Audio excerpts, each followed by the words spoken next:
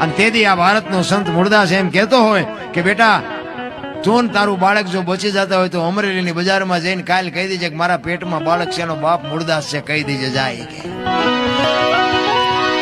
એ હવારે ખબર પડી.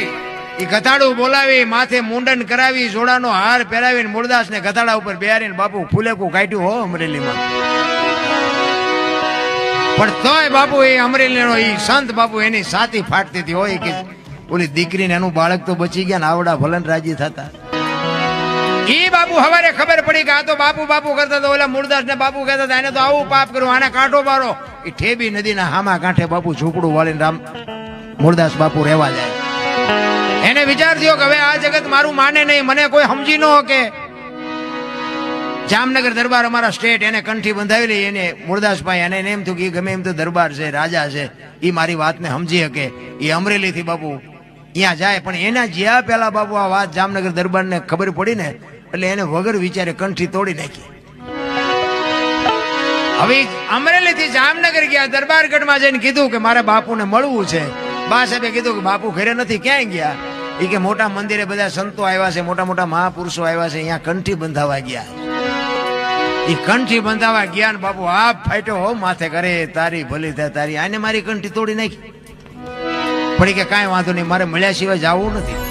એ દરબારગઢ થી મોટા મંદિરે જાય, એમાં રસ્તામાં એક પ્રસંગ બન્યો, મરેલી બિલાડી પડી હતી, બચડા ટળવળતા હતા.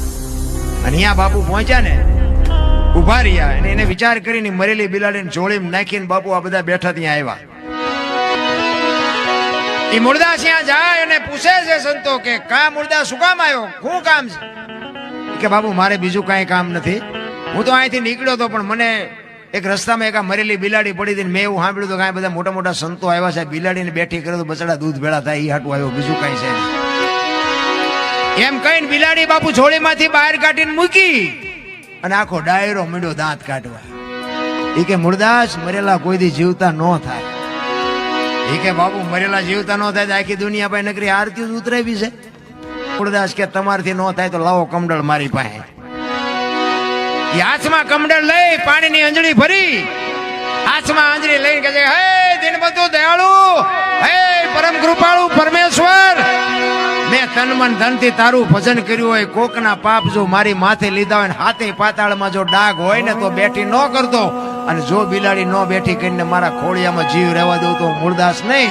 એમ કહીને અંજળી સાટી અને બિલાડી મંડી હાલવા. ડાયરેની દિશા શું થઈ છે? This ritual જામનગર દરબાર હિમાત બેઠા છે અને ઈને ઈ સકરી ખાઈ ગયો, મેં કંઠી તોડીને ભૂલ કરી છે, આનું પાપ